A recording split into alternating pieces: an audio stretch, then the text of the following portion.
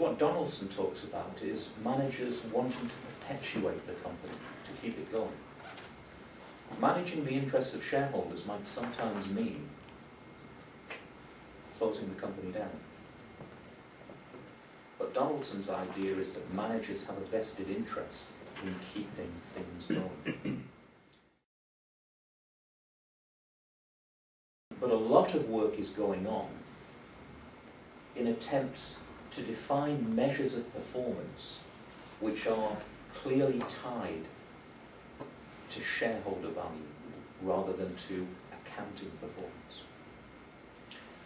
There are lots of control systems research about how we can constrain the way in which managers operate. But control systems and management are a bad fit. I don't buy managers to do the same thing in the same way every day. I buy managers to respond and be flexible. So I don't want to control them. I want to empower them. I just want to make sure that they don't use that power to feather their own nests rather than the shareholders. So, of course, what we can do is incentivize them. Never use a stick if you can use a carrot.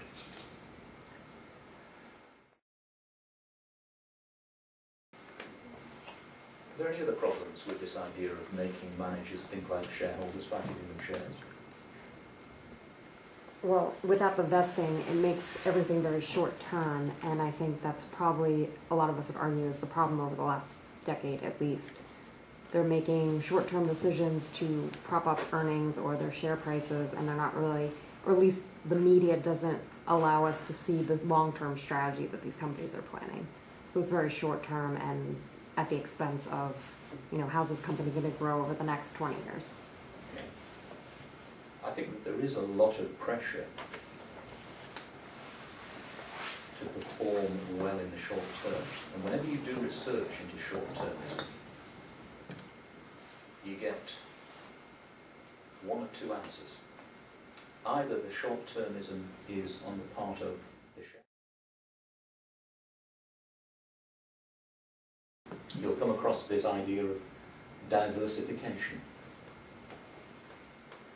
When people buy shares, the advice is don't put all your money in one share. Spread it around and diversify away risk. So the picture we have of a typical shareholder, and it may well be wrong, is of someone who holds their wealth spread across a wide variety of financial instruments. And if you do that, then your perspective on risk changes. A manager is heavily invested in the company in which he or she works. Their human capital is in that company, and they can't get it out again. If you give them shares in that company as part of their payment package, you're making them more heavily invested. If we think our typical shareholder is diversified, our typical shareholder manager is not. And therefore they have very different views of risk. The manager tends to be much more concerned with what we call total risk. The shareholder tends to be much more concerned with what we call beta risk. So you actually don't make managers think like typical shareholders by giving them shares. You actually make them far more risk averse than typical shareholders. Yeah. How do you? I don't think shareholders are free of blame.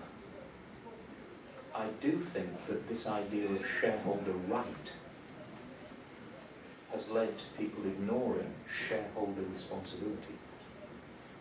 And I think that one of the things that will happen as a consequence of the current economic crisis is that people will recognize how little control shareholders have and how little responsibility shareholders are prepared to take on.